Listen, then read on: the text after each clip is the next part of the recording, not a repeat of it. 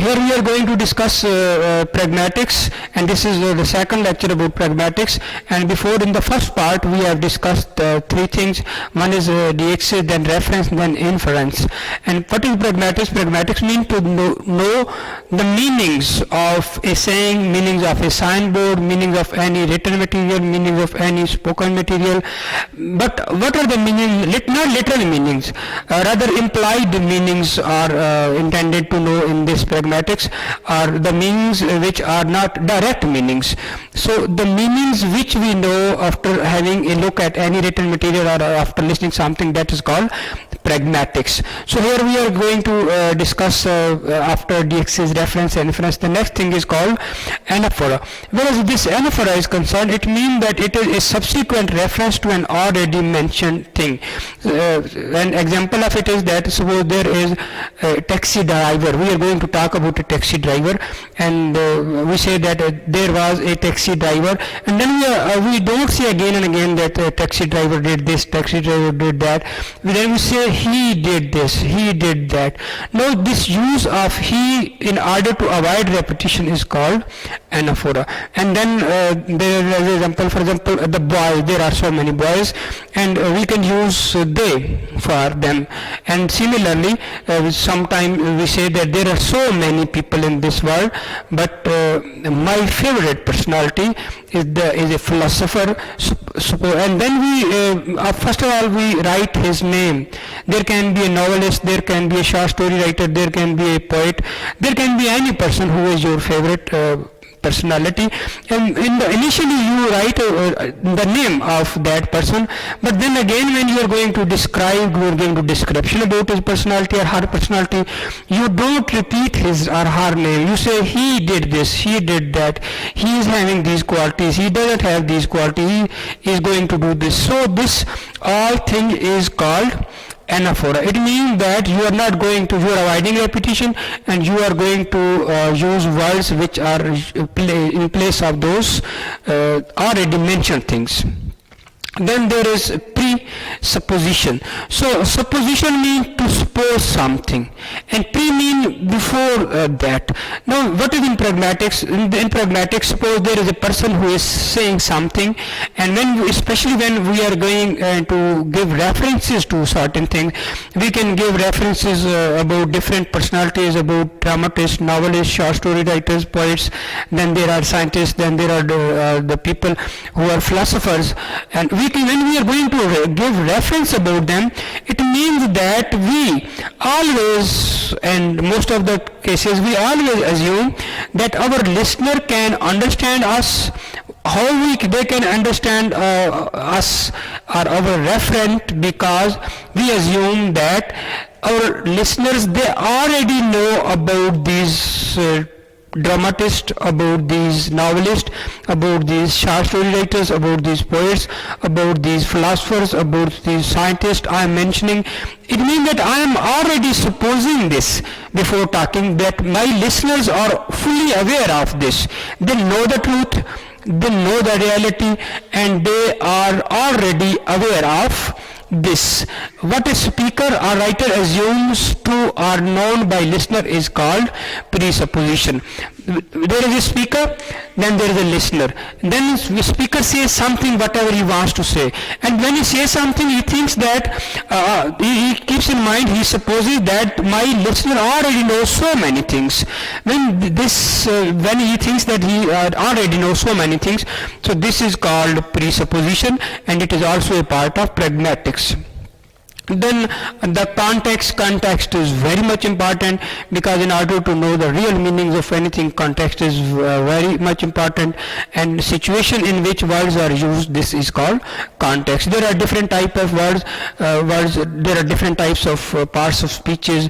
There are countless words in different languages. Different languages have different number of words, and when they are used, we cannot understand their meanings unless we are not aware of their context, because whereas literal meanings are concerned, we can understand them. But whereas the figurative meanings are concerned, we are not in the position to know their meanings until we are not aware of the context in which they are used.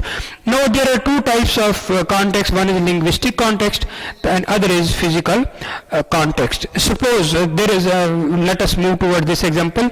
After coming out of the bank means that after drawing money from the bank and then coming out of the bank, he went to the steep bank to enjoy himself.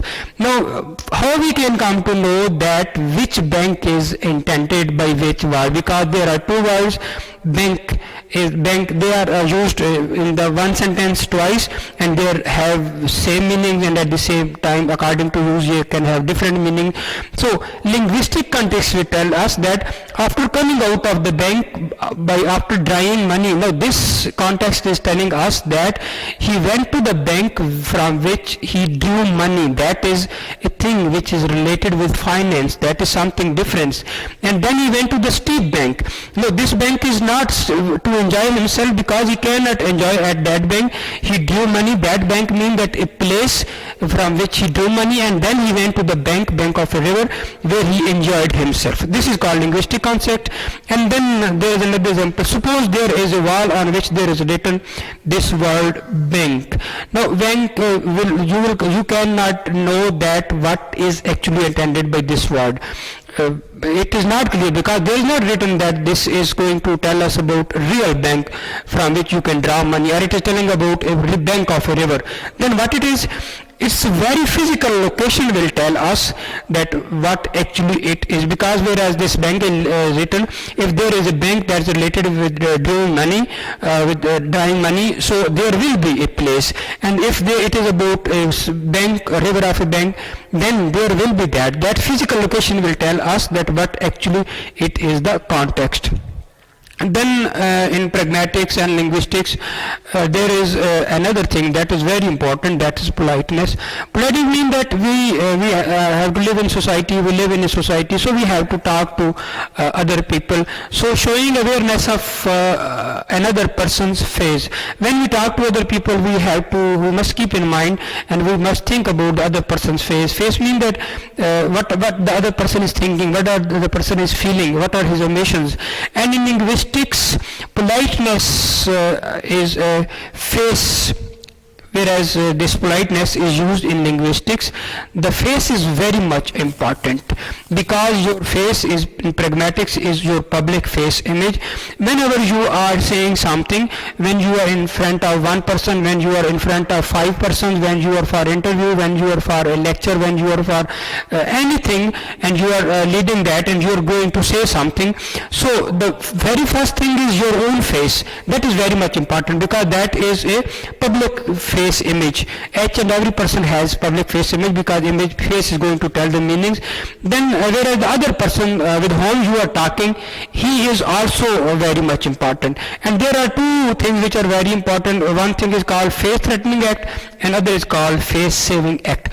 When you are saying something, when you are talking about something, and you are going to, from your words, from your emotions, from your dealing, from your behavior, from your attitude, you are going to threaten the other person, and the other person feels threatened, and at the same time he feels anxiety, he feels disturbance, he feels frustration, he feels tension, he is under stress, his facial complexion changes, he is fully stressed, he is fully disturbed.